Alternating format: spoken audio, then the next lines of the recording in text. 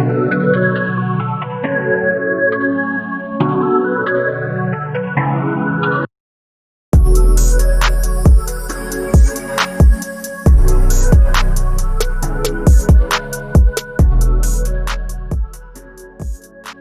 y'all, welcome back to the Nightcap. It is Wednesday. It is, of course, you know what time it is. It's 7 p.m. here in Chicago.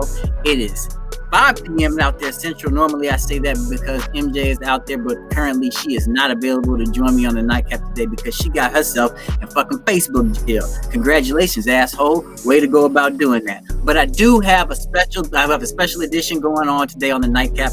Really big stuff going on. I'm really excited about this gentleman. He has a lot of shit going on right now with himself, and I've been trying to get this interview for over a year now. And finally, I was able to catch up with this guy. He's so busy, but finally, I was able to get him on here. He's got quite a bit of stuff going on. He's a comedian. He's an actor. He's a Renaissance man, point blank, period. Ladies and gentlemen, I want to bring you the talented Dandrell Scott. Dandrell! What up, bro?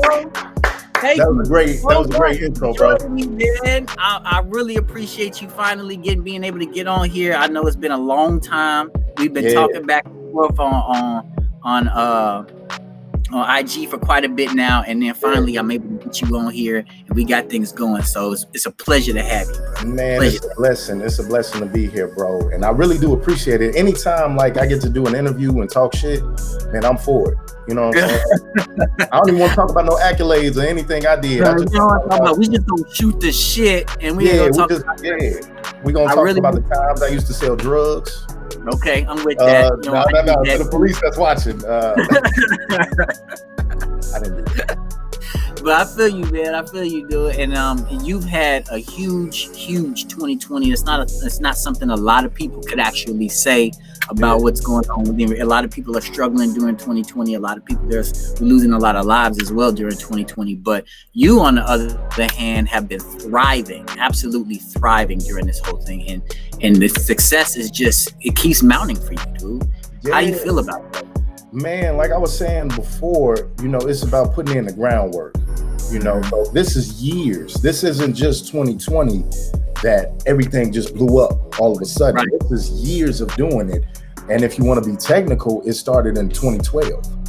Okay. Committing to stand-up comedy, and then from comedy came everything else. But it was years of doing all of this. And then when 2020 hit, I'm like, man, this is about to be a big year. But then, COVID-19 hit as well. So I'm thinking to myself, okay, is everything going to stop? Right. But fortunately, it didn't. It kept going because that's God's plan. You got to roll with it. Right. And now all that hard work, you were able to lay that foundation for yourself. So things are just able to grow in 2020 on their own, which is big stuff. Right. Huge. Right. So you and I we got the same alma mater, Illinois State University. It's where I met you there. We really weren't like friends, but we passed each other and talked to each other every once in a while and stuff. We were definitely there when my wife was there, so that's dope. And then you majored in theater while you were there, and you got into comedy. You got into, of course, you're in acting and music and all that stuff, but you went to comedy first. Yeah. What made you decide to get into the industry, and what would you say your primary passion is? Because you just talked about comedy. What would you say your primary passion is? It would have to be comedy. Like comedy is the groundwork of everything, you know, and starting out in comedy, it was just one of those things. Like I was funny, you're funny in high school, you do certain things in class, people laugh. So when I went to college, I was like, well, let me try it here. You know what I'm saying? Let me see if I could be funny. And at that time at ISU, it wasn't no comedians for real. Like it wasn't no black comedians. Everybody was rapping. Everybody had a mixtape. Everybody was rapping. Yep. Yeah. Everybody was rapping. So including yourself. Right. See, statistic. No, but but it was like we would go to the open mics. Remember, like the open mics, everybody be trying to rap or do poetry or whatever, and I wanted to do comedy. So what I did is I started out with the white crowds first. With doing the white open mics, where they would be in the coffee house just to see if I could, tell the joke or whatever.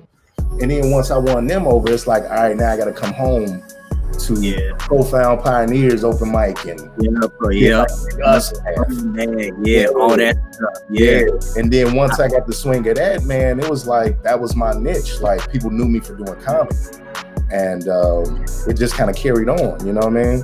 I was like, all right, let's take it back to Chicago. Let me see if I can make Chicago people laugh, and that's a whole other thing.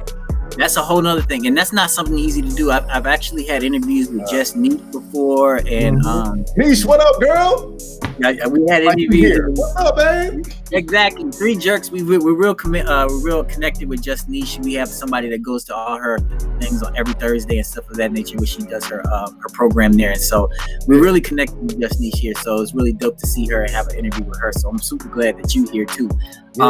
So when you're doing your comedy, like, so you pretty much established yourself in comedy. You had you went to Jokes and Notes, you did your laugh out loud, laugh out loud comedy, all the other stuff. And I'm curious, like, what made you decide to branch into other avenues when your comedy was doing so well? Because as a comedian, you have to have other traits, if you want to be in the industry. Because you try to get to Hollywood, they're gonna ask like, all right, you do stand up, what else can you do? Right. Can you write? Can you act? Can you direct? Because there's a lot of funny people out there, but if you can't do anything else, you're pretty useless. Yeah. My thing was, I was like, all right, let me branch off into these other things to show people that I am multi-talented, And at this time, like everybody, all the comedians were doing like Vine at that time. They were doing like the Vine videos. So they were doing these funny sketches and skits. And I'm like, I don't want to do that. I want to be different. So that's when I started getting into animation. I'm like, well, it don't seem that hard. Let me see if I can create my own funny cartoons and share them online. And then that took a world in itself. Like, okay, from that, I got into acting. And then I got into script writing, and then I voiceover. Everything just branches out. Dude, I got into selling drugs. Then you're doing that on the side, which you don't need to do. But you're like, I can't get away from this habit. Kids, don't be like me. Don't be. I'm sorry. You can't take me out of it. Yo, so we're definitely we're gonna get into all that. Your acting, your voiceover, the animation things that you did. I do want to tell you this because you put something out on your social media a while back. I want to say last year or early this year. You told a story, like a little backstory about yourself and how you actually moved away from Chicago with about $3,000, $4,000. That's it. That's all you had to your name, and you moved to LA to follow your dreams. And one thing that I can attest to, how are you able to take that risk? Because a lot of people are reluctant. They wanted to have the dreams, but they're reluctant to make that jump. I think it's just a promise I made to myself. If you make a promise to yourself, you got to keep it. And I'm that type of person. Like, I don't want to talk about it. I want to be about it. And things were rough in Chicago. You know what I mean? Like, people look at me and they see like, he's the voice of Wendy's and he's acting and blah, blah, blah. But I had my car repossessed. I was behind on rent several months. I had to borrow money from people. I had to really struggle. And I'm like, all right, well, why am I struggling here? Like, in my mind, I'm like, if I'm going to struggle, I might as well be with some palm trees. Right. Might as well be in Hollywood. You don't need to struggle in Chicago winters. Right. It's too cold for it. It's too cold. Why do I have on all these hoodies? Let me move somewhere warm. So exactly. It was just like, I put myself in a position to say, okay, I got this little bit of money. Let me see what can happen. I mean, the worst thing is I moved back home. I moved back to Chicago where my family is. But you can't say I didn't try. Right. And you jumped out there. That's what's dope, man. And that's what's the best part about the story is the fact that you actually took the risk and you were like, you know what, it's all or nothing. And a lot of people are scared to put that risk down, but when you do it, it's so much, the payouts are so big. And I'll tell like a little story. So when I first got here, I had the 3,000, and I'm thinking to myself like, all right, how am I gonna make it for months? Like, am I gonna have to find like a job waiting tables or whatever? Like, I didn't know, but I still was doing voiceover, right? So the minute I got here on a Sunday night. that Monday, my agent in Chicago told me that I had booked a gig, a voiceover gig. And mind you, like I was already booking gigs. That's how I accumulated the money. But she was like, "Oh, this is a bigger gig. It's for Alka-Seltzer." And she told me the price. She was like, "Yeah, it's $15,000." And I was like, "Oh, this ain't nothing but God." Because I'm sitting here, man. I'm thinking like, how am I gonna make it for all these months? And then the next day, I get the call from my agent saying, "Oh yeah, you booked this gig." That's what's up. That's what's up. All the faith. You stepped out on faith and walked out on faith. There you are, people. If you all are like, you're reluctant about following your dreams, and you know that this is this big risk you got to take, follow your dreams, have faith. Like he said, it's nothing but God. And I agree. I absolutely agree with that, dude. Yeah. Look, so if y'all don't know who Dandrell is, this brother is a household name. And when you all like, I ain't never seen this dude before in my life. The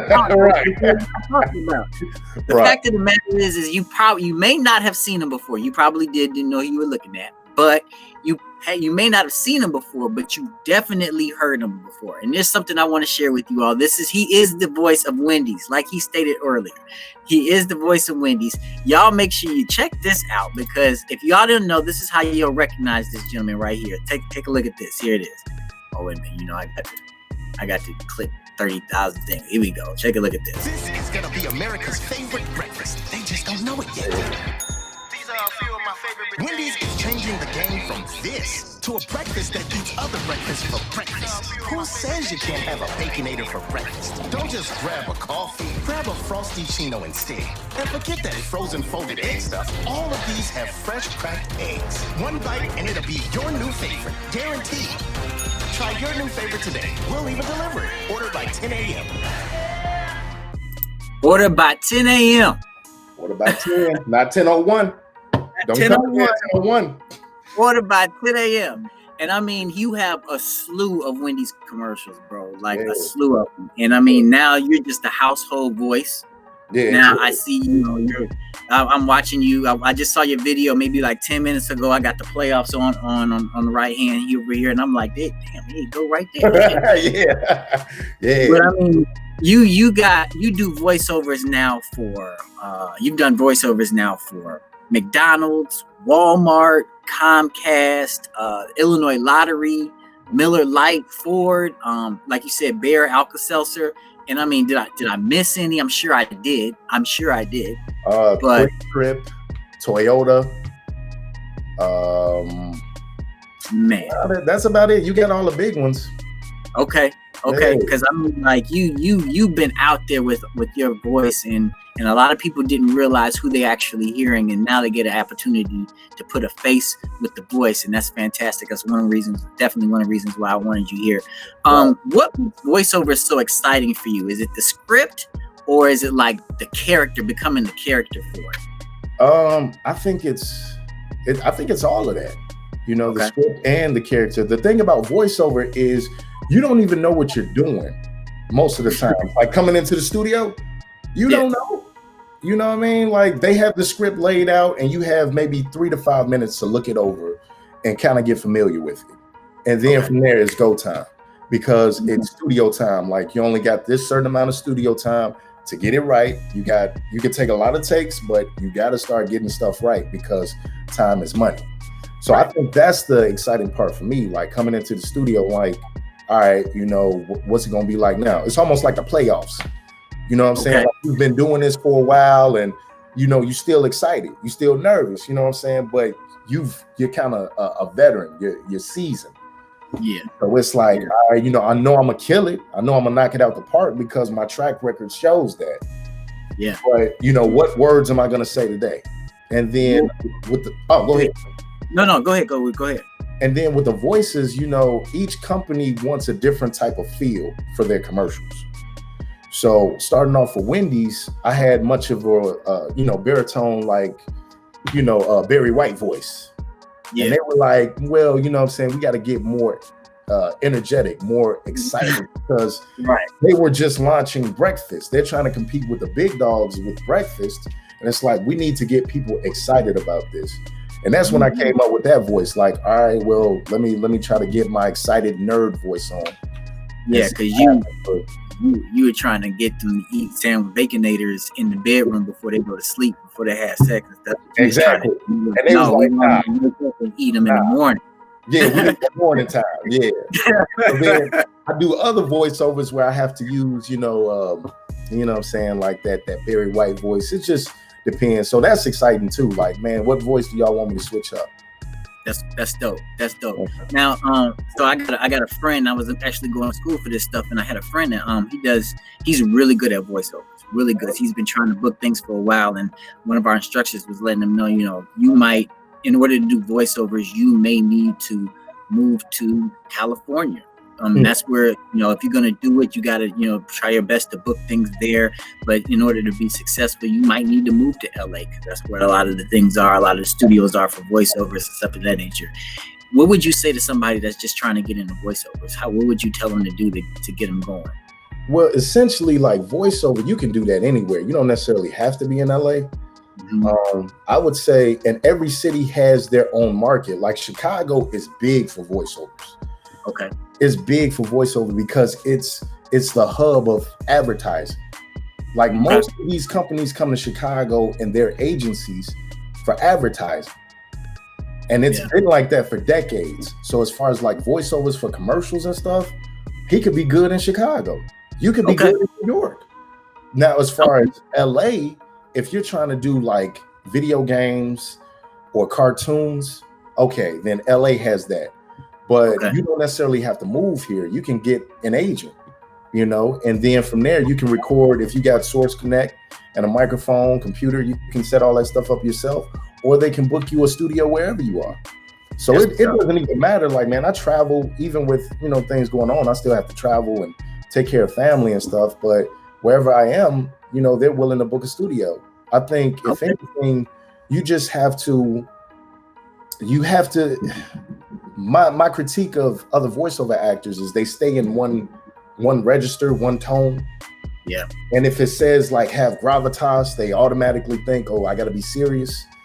It's like you gotta speak in voiceover just like you speak in the real world. You know what I'm saying? Right. Like some things you might say a little fast, you might say this slow. You can't keep the same tone throughout. You gotta switch it up and be almost, you know, conversational with it. So I feel you on that. Craft, yeah. That's what's up. There's a skill behind it. And I mean, it takes practice, like everything does. You know what I mean? Yeah. That's what's up, bro. That's what's up. So, I mean, speaking of which, do you have, sort of switching things up, do you have any aspirations of doing anything for like a big, like box office company like Disney, you know, Pixar, or maybe DreamWorks or something of that nature, and doing some animation and doing some things with some big animated films or something of that nature?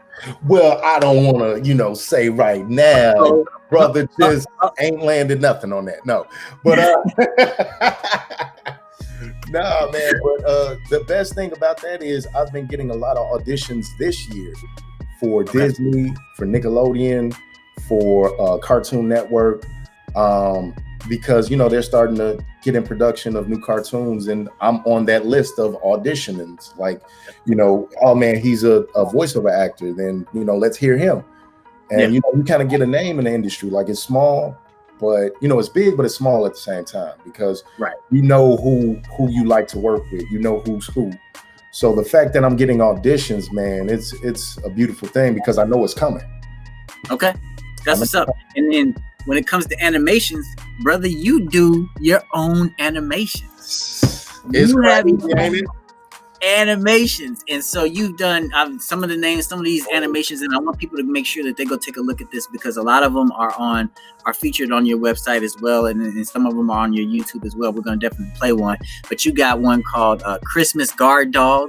You got one and you got one called Bizarre Man, the Jingle Bell Battle. And that one was really nominated for Best Animation at the New York State International Film Festival. Am I correct? Yeah, that's right. Yeah, it's got a and so how did it feel for for that animation and your voiceover on that one to be nominated for such a prestigious award?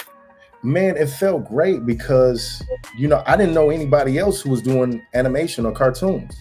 Okay. You know what I'm saying? And I wanted to with cartoons, I wanted to not only include myself, but include my friends. So a lot of other comedians would do the voiceovers for other characters in my cartoons.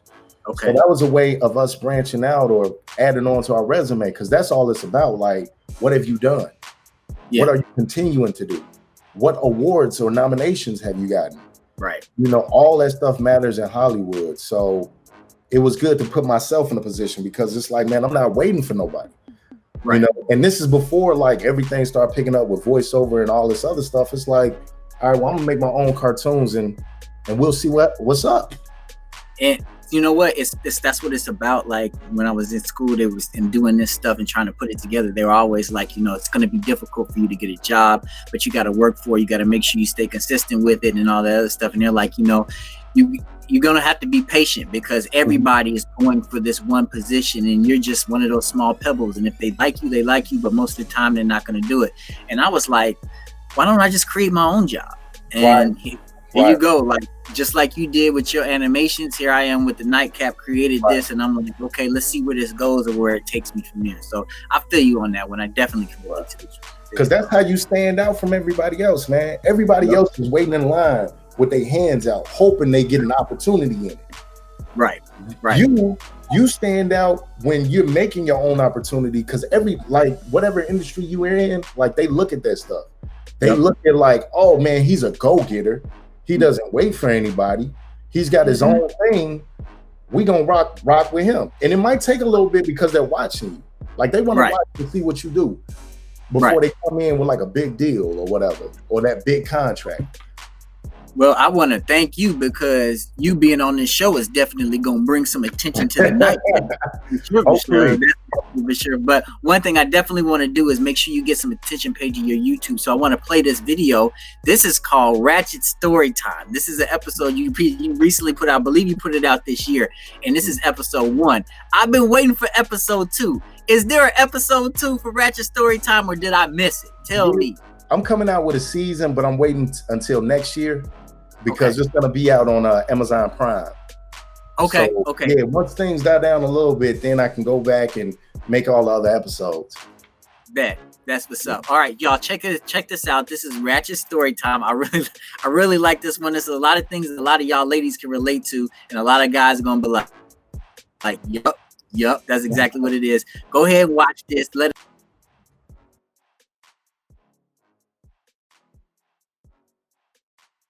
We've all loved fairy tales since we were kids, but now we're adults trying to figure out what life really is. Remember Dr. Seuss and the tales of old? I'm going to speak new tales of stories never told.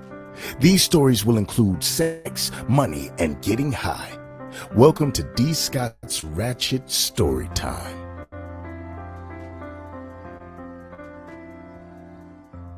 There once was a woman who had an awesome career. She made lots of money and gained raises every single year. But she was tired of taking vacations and going to the movies alone. She wanted a man, a companion she could call her own. Therefore, she explored the dating world, thinking she would find many joys. But to her dismay, she only found clowns and fuckboys. One said he was a personal trainer and would get her fit. Come to find out, he was a couch potato who didn't do shit. One said he was a Middle Eastern king with riches piled high. But he worked at the gas station, so let me get 20 on pump 5. One said he was a pastor who only did the work of the Lord. But does the Lord know you have children with several women on the church board? One was an astronaut, said he's been in space and back. But the only time he was out of this world was when he was on crack. One said he would take her to a fancy restaurant and she could get what she desired. But his debit card came back declined. Goddamn liar. The woman was fed up with these lazy men and their arrogance, the unsolicited dick pics and hidden marriages. She was ready to give up, throw in the towel, until she met someone who made it worth her while. Was this her type? Nah, but he's cool. Little chubby guy working at the elementary school. They were happy for a few months, but things went left because he caught her having sex with her ex. The lesson of this story is men ain't shit, women ain't shit, whatever. But find someone to settle down with, and y'all be ain't shit together. The end. Yo, bro, you did that one, and I was like, do y'all hear this? I must have shared that one with so many people because I was like, this shit is hilarious. Absolutely hilarious. Y'all make sure you go and check out Dandrell's YouTube page. I actually posted Ratchet Story Time, and you can actually subscribe. He's got a ton of other animations as well on there where he does voiceovers with other comedians like he stated before, and there's a ton of them on there, so make sure you check those out. I really wanted to play the one that you got the award for, but I was like, damn, I ain't got enough time for that one. We ain't gonna be able to talk about that. No, that's too long. That's too long. Yeah. But it's just good. This is just as good, bro. So not only, okay, so we talked about the voiceovers, we talked about your animations, and everybody knows how funny you are. We talked about comedy. So now we got to go into something else. Brother, you do music. Oh, yeah. I thought you was about to bring up something else. brother, if y'all don't know, Dandrell, you have a mixtape called D. Scott Got Jokes, the mixtape, and it's comedy hip hop. And so, real quick, what made you decide to jump into music? Well, I think it was the thing of like growing up. You know, we all wanted to be rappers, right? But as time went on and I started, you know, doing the comedy thing and being funny, I wanted to do a different spin on rap. I didn't want to talk about like, you know, the regular, you getting the girls, you getting the money, blah, blah, blah. It's like, all right, let's make it eventful. Like, let's make it funny. Let's make something you can listen to and laugh at the same time. I just started doing like, I was doing it in high school actually, where I would put, this is when we had cassette tapes. And I was putting my comedy songs on cassette tapes and selling them around Thornton Township High School. And people were actually buying. Oh, wow. Yeah, they were buying the tapes and then like repeating the songs in class and shit. The teacher didn't know what the fuck was going on. She's like, why the fuck y'all keep bitching? What the fuck is that? What is that? Right, what is...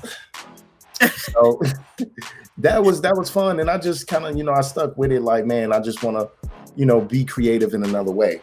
So, man, you have a lot of tracks that you got, and I mean, a lot of them it's comedy hip hop. That's what it is. It's comedy hip hop, and that's what you pretty much put together. And then at the same time, like a lot of things, is a lot of comedians they put their stuff on wax, but they're doing stand-ups on wax. What made you decide to like not, instead of doing, I mean, like you already said you did your comedy hip hop, but you ever thought about doing like your stand-ups on wax? Because you have a lot of stand-ups as well. Yeah, I did like almost a blend. Like, so these guys got jokes. The mixtape is a blend because there's some interludes of me doing stand-up along with the comedy music. But the thing about being a comedian is like you're working for years on material. So some of that stuff you're gonna repeat over and over until you get it right. You get the right punchline, the right setup or whatever. So it was like, man, I ain't got nothing to really throw out there to be like, all right, y'all can have this. Because that's what happens when you make it public. You can't say that stuff no more. None. It's over with. Yeah. People do not want to hear repeated jokes. And that's why a lot of the comedians nowadays, when you come into their stand-ups and stuff, they all like, you know, okay, put that phone down. Put that down. Because I got to go do this shit again tomorrow in the next city over. So I feel you. I feel you on that one. I definitely feel you on that one. That's the thing. But with music, it's not like that. Like you'll hear the same song over and over. So they have the advantage. If you're like, you're a musician, a singer or whatever, people come to the concert to hear that shit. Like I say one joke that you heard maybe a year ago and you like, man, let's leave. This nigga ain't even talking about. He's still talking about the same shit. This nigga said hello. He said that shit yesterday. Come on, let's get up out of here. Dude, I feel you, dude. I feel you. No, okay, so here's one thing. I saw a message on your social media from Twisted to you on your social media, and it said, and he was talking about plans. He was like, I'm gonna get that verse to you. I gotta change some things up, but I'm gonna get that verse to you, D Scott, as soon as I can. Are there any plans in the works for another mixtape or album with new music or something like that in the future? Yes, Jay. Like we are, I'm planning a serious hip hop album, so it's no comedy or anything. Because once again, I just want to switch it up and show people, yo, I can really rap for real. Okay. So it was a situation where I reached out to Twista. I didn't know Twista. I didn't know his people, but I had a song that I already recorded. You know, the song was Blaze. Like, my daughter's mom is on the hook, Jacinta. So she's singing on the hook. You know what I'm saying? Okay. Like when I sent him the track, he was like, man, this is fire. You know what I'm saying? I'll have it to you. I'm like, okay, you know, take your time or whatever. But just the fact that that's what I was talking about. Like, man, if you got the talent and you got the consistency, you know, people will peep that and they'll be like, all right, you know, I'm down to work with you or whatever. So when he sent that video, man, I was shocked. He was like, D Scott, I had you the verse, and he came through on his word. Like, he's a great businessman and just a great person overall. So, and I think everybody's gonna like it. Like, the track is called Faded Tonight. It's gonna be everywhere, streaming platforms everywhere, radio stations probably, October 16th. October, let me write that down. October 16th, man. You heard it here first. You make sure you send me that track so I can play this on the show, bro, because I definitely need to play that on the show. I'm gonna definitely want to hear that one. He killed it. Like, I killed it, but he killed it. He killed it. This is like adrenaline rush Twista. Oh. Yeah. Ooh. Yeah. That's exciting to hear. That's exciting to hear, dude. All right, so we talked about your music, and y'all make sure y'all check it out. All his music is on they're actually on Apple right now, Spotify, SoundCloud. You got some YouTube stuff going on, and so there's some things I looked up on YouTube. You got some videos on there to go along with this. You got a track called "She Tried to Bill Cosby Me." That was hilarious, absolutely hilarious, classic. Balling on that tax refund money. That is an absolute classic. Mm-hmm. You got a track called "Getting Gone Tonight." I listened to that one. That was my favorite one, as well as Popcorn Jello Booty. And I know those are hilarious, absolutely hilarious. Thank you, but definitely one I want to play is called "Train and Bus." That's all I ride. Yeah. I watched this video and I laughed from the very beginning to the very end. And I want people to see this because I want people to see your rap style and how you go about doing things. Because the flow is magnificent and then the content is hilarious as well. Absolutely hilarious. So y'all check this one out. Let us know what you think. This is Dandrell Scott.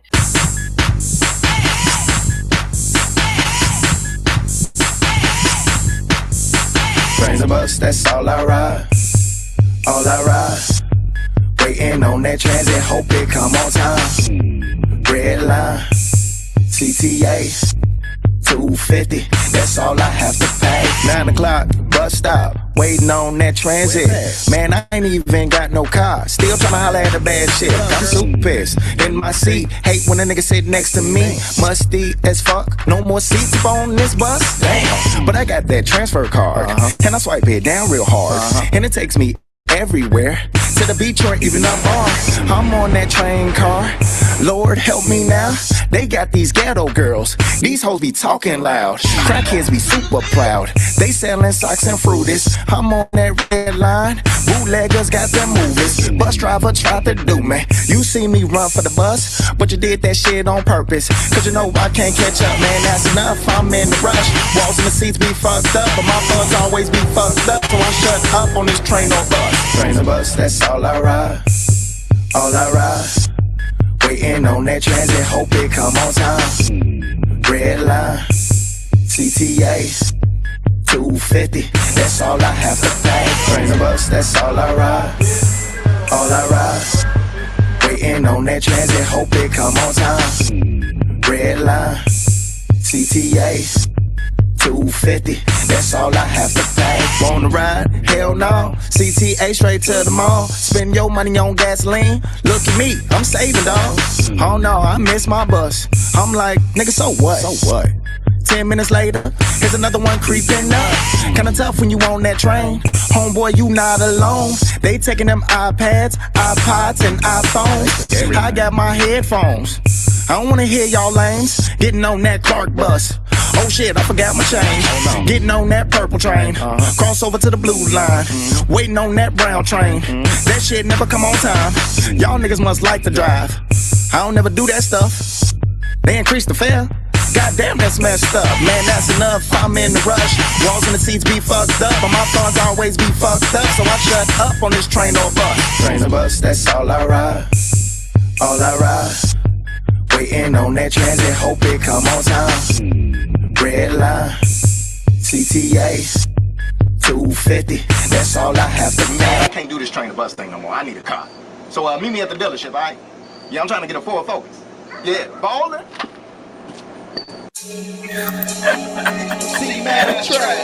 Man, y'all ever tried to get a Honda Civic Man, or a Ford Focus? this one is hilarious, dude. Like, and We even need to see after our ladies out there with some good we credit can't because we even. need I y'all want to to play the rest co-sign. of it. I'm Let's gonna do let this. it sit over there in the back in the background.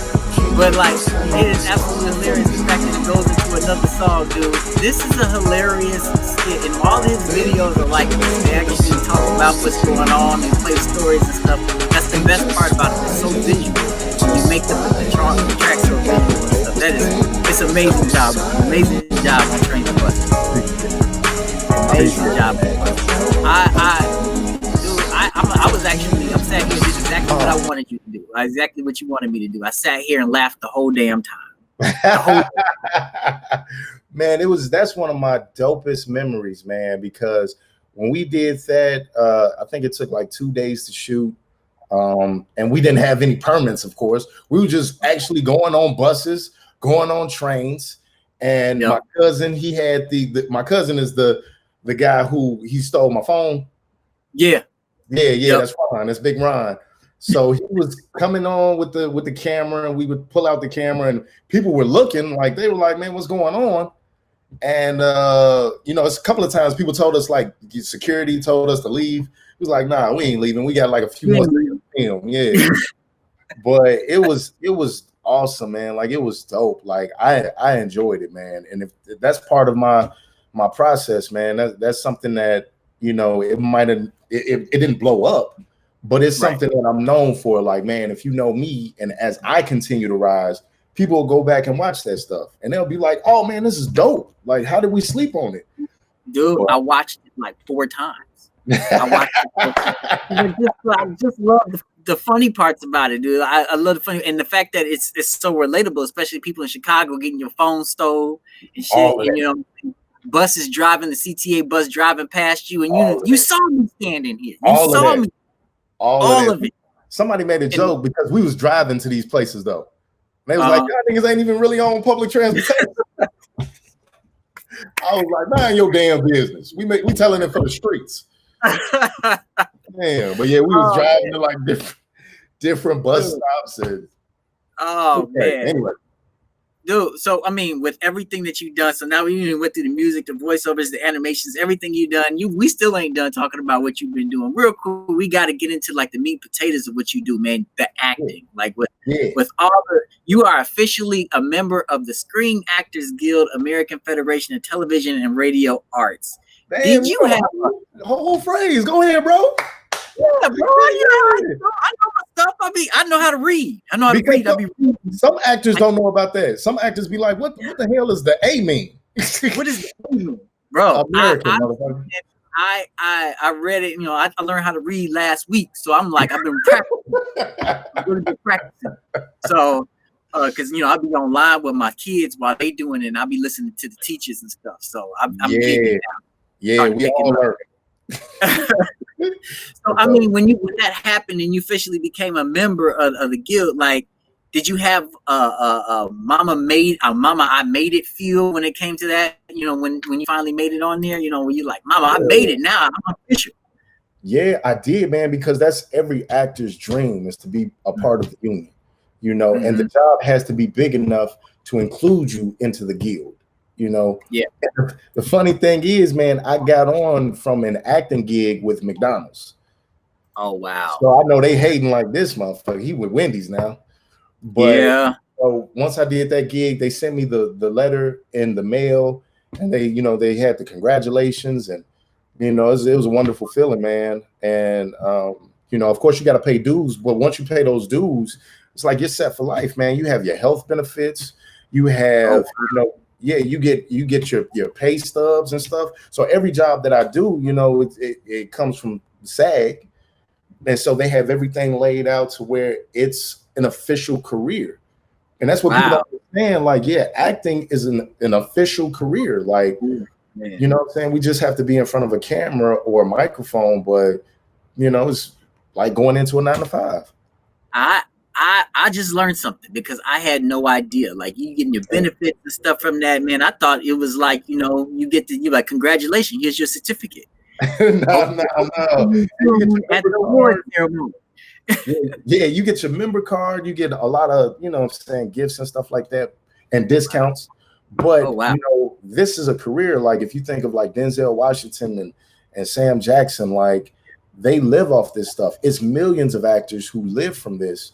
So it has to be set up right. And, you know, they've been doing it for decades as far as the guild and as far as the union. So, you know, you can definitely benefit, and it can be a career. Man, that is amazing. Well, congratulations to you, brother, for making that. Like, that's big stuff right there, especially now that I know what it all entails. Like, I'm like, wow, this is much bigger than I thought it was.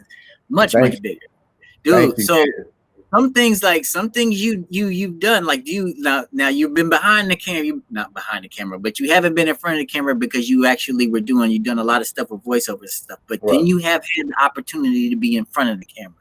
You made some notable appearances. One was on Showtime's The Chi, where you played a Chicago police officer. So you came home to your roots. You're a Chicago police officer who actually arrested a prominent and respectable pastor in the community. Yeah, how'd you feel about that role? I know the brother's like, all right, you know, I'm glad to see you, Dandrell, but damn it, did you have to be police? Yeah, man, it was crazy because with that role, I was doing a lot at that time. Like, it was a lot of voiceover. It was another TV show that I had just done that we had just wrapped. It was just a lot going on. And my agent, they kind of begged me to go in for that audition. Cause I'm like, I don't want to, you know what I'm saying? I'm already tired. They're like, come on, you know what I'm saying? It's The Chi, you know, they want to see you. So why not? Yeah, and I was like, all right. There I go. Yeah, right. Take a selfie. Right. You look real. It looks official. Right. You know what? When we came to set with the whole wardrobe, they thought I was a real police officer. Like all the other actors, they was like, yeah, you know, what you and your partner doing here? Like, did somebody call on us? They're like, no, nigga, we in the scene. We in the scene. Right. That's how good you on the camera. Yeah. That's a good damn actor I am. Now put your hands behind your back. We gotta go. Right. What's this in your pocket? Is this weed? It's legal now, but yeah, man, it was super cold that day. It was cold as hell. Man, yeah, I could tell. I actually watched the scene and I'm like, this brother's freezing. I could see the breath. You see me? You see my pinky? Like, he ain't put them cuffs on. His hands too damn cold. He ain't put them right. Hey, nigga, come with us. Ain't got time for this. You did a fantastic job on that one for sure. You definitely did one. But one thing I did want to, and I want to share this with everybody, because you actually, not only did you play a role there, you actually played a role on Chicago PD, which is one of my favorite shows. And I want everybody to see this. You actually had several scenes on there, and then and you actually did it with the homie Leroyce, who's actually another Illinois State alumni as well. Been trying to get Leroyce for the longest. It's a hard brother to catch up with. There you are, snitching on motherfuckers and shit. He did it. It wasn't me, but what's in it for me? I'll let you know everything. Right. 6'9" and motherfuckers, diamond motherfuckers out. But there you are doing your thing on Chicago PD, brother. Like, how was that experience? Man, it was a blessing because that was my first TV cred. My first TV cred, and I had a lot of auditions with Chicago PD until they picked me for that role. And you know, it was just amazing. That was my first time having my own trailer. You know what I'm saying? I had like an assistant for the day. I had food. It was just cool, man. And then I saw Leroyce on set, and you know, we hugged it out and everything because it was a minute before we saw each other. Okay. You know what I'm saying? Okay. So You know, he showed me a lot of love on set, and he actually told everybody on set, he was like, man, this is the dude that inspired me to get into acting. Wow. So everybody was clapping, and I was like, now really for real. Awkward, man. I was like, I gotta be an actor for real. Yeah. But Leroy showing you all that love and everything, and then you just like acting, and he got the next thing you know, you like this, and he got a gun pointed at you. Right. Put up against the wall. Hey, brother, you just said out there earlier. I forgot we was acting. I was like, why you acting like this? Yeah, but man. But shout out to Leroyce, man. I've been trying to get that brother, get in contact with that brother for quite a while, but that brother is very, very busy, and I've been hitting him in the emails. So if you ever get a chance to get in contact with Leroyce, you be like, hey, man, Jamar's looking for you. Yeah. Just letting like, hey, Jamar's looking for you. Check your emails or some shit. Give me a number. Give me his number so I can contact him. You know what I mean? Yeah. I'll let him know. I'm like, come on, Jay out here killing it, man. Like, why you ain't on the show? Why ain't you on one? What you ain't doing? At least like let him be somebody in the background and stuff, eating the Snickers bar. Snickers bars. I know exactly the dude. I know exactly who you need. I got the person. Yeah, man. Dude, like I that was really dope when I actually got a chance to see you and everything. You posted it. I'm like, I'm really excited about seeing this. And then, you know, I'm a Chicago BD fan. So when I saw it, I was like, look at this brother doing his thing, branching off into acting. Huge stuff going for you, dude. And I'm really excited about that. Really happy for you. Thank you, bro. So thank you. You being now, you know, you got the alias Mitchell Adams. Whenever you ever need to, you can be Mitchell Adams. Write your name down as Mitchell Adams. They call me Money Making Mitch. I'm like, come on, man, that's the wrong Mitchell, y'all. That's wrong Mitchell. That's not it. Mitch, man. You also are acting. You also direct and produce your own films, dude. So you got films called like Try My Luck, Trophies, Parked, and one of them actually got an award nomination as well. Which one was it? Was it Parked? Yeah, it was Parked. Like, Parked is what kicked off. To me, Parked is responsible for all of this. Because Parked got so many nominations from film festivals. Because I had shot it. It was like under my garage. I was working security, and I was doing like the film under the garage. So I was like sneaking off trying to film it and everything. I had the ski mask, the gun, trying to go back up to work. And it was crazy. Niggas thought I was robbing myself, but it was just dope, man, because that won a lot of awards. And then from there, I think it got me a lot of shine, or at least agencies and other people looking at me like, okay, you won some things. All right, let's see what you can do.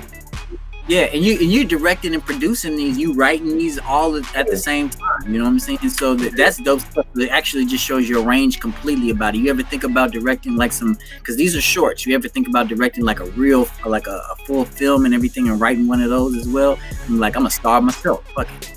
Yeah. I definitely want to do that, man. I'm in the process of doing it. It's just the shorts, you know, they take they're a little faster to kind of write, produce, and everything. But yeah, I've been writing on this script for maybe a year now. So hopefully within the next 4 years, we can have something to put out to the people. Right? It's gonna be a comedy, you know what I'm saying? Because I feel like that's just my background. You know, I can do the drama, but you know, comedy is the love of my life. So. Yeah, when you start looking for actors, brothers, I will fly out. I can act. Okay. I've come from a background of actors. Everybody's very dramatic in my family. Very, very dramatic. So I come from a background of actors, and then I've done a few things as well. Let me see this. So, read this. I can't see that. I can't read see this right that. here. I told you last week. I just learned how to assist me. My bad, bro. My bad. Put me out there. Yeah. Man, you know, definitely, dude. I see all this stuff that you're working on. You got a ton of stuff coming up, and congratulations on Park, because I know that shot you out there. So now you got all the acting under the belt. You got your voiceovers. You got your animations, and then of course you didn't stop there. You have a clothing brand called Bad Clothes Company that you actually launched in 2017. Dude, what made you decide? And I know you told me this right before we came on, but you know, please reiterate. What made you decide to start the clothing line? Well, it's because, you know, me and my friends, we have a certain sense of humor, right? Mm-hmm. And, you know, they have the humor tees. So we would go out, we would try to find these different humor tees or funny tees, and they didn't have the things that we liked as, you know, white people, as, you know what I'm saying, in the hip hop culture or whatever. So I'm like, man, I'm gonna start my own clothing company. It's gonna be called Bad Clothes Company, and I'm gonna put it out there. And if anything, I'll buy my own stuff. I'll rock my own stuff, you know. But it just so happened that, as you know, as I promoted more and more, people started digging it. People started on the website, and now we're generating a lot of sales every month. At least for the past 2 years, we've been bringing in gains up to, like, you know, thousands of dollars off t-shirts. Yeah, bro. And the t-shirts was the way to go right now. So y'all make sure you go check out Bad Clothes Company. Bad Clothes. You got one on right now. And I see that you sport your own clothing. Every time you take a picture, I'm going to take a picture in front of this microphone voiceover. T-shirt. Check the t-shirt. And you actually have a billboard right now. It's on I-57. There it is right there. It's on I-57 from Country Club Hills to Chicago. I got this picture from your website, but I've actually seen the billboard myself in person. I've actually seen it when I visit my parents. They live out in the south suburbs in Richmond Park, Matson area. So I've actually seen that. Yeah, so I've actually seen the billboard, and I'm like, I'll be damned. There it is. He wasn't lying. Yeah. And if you all can't actually see it, I'm gonna bring it in a little closer for you. Y'all can't actually see it. It actually says in the corner, available on Amazon. Yeah. So check it out. That his clothes are being sold on Amazon. And when you got that deal, that must have been exciting for you, right? Yeah, because it happened at the same time. I got a deal with Amazon and Sears, and I just so happened to hit these people up. Like, you know, I'm Dandrell Scott. I do such and such. I have this t-shirt company. Would you be interested? And you'll be surprised how far you can get with that. Just sending an email, you know what I'm saying, and seeing what happens. Like, somebody will read that and say, okay, maybe I can't help you, but I'll send you to another department that can help you. Nice. You know what I mean? And that's what happened. You know, Amazon let me know that they had something for creatives as far as brand, like clothing brands and apparel. And we partnered up. Same thing with Sears. They were like, hey, you know, we got something for sellers if you want to sell on our website. So they can get Bad Clothes on Amazon.com or Sears.com. Just type in Bad Clothes Company, and, you know, a lot of my stuff will pop up. There it is, y'all. Black Clothes Company. Make sure you take a look at that one, because I'm definitely getting one. You smoke crack, don't you? I want that shirt. I gotta get that shirt. Get that shirt. And we were just talking about how much it relates to each other, and because you're using a lot of the lines, the popular lines that came off of a lot of popular movies and stuff that we all, as black people, we really enjoy and everything of that nature. So shout outs to you on that one. Very, very, very successful on that. And we only got a few more minutes, but there's a couple of things I do want to say to you before we bounce out. On top of all this stuff, you are a girl dad. Yeah. So you are a girl dad. So how is your daughter doing?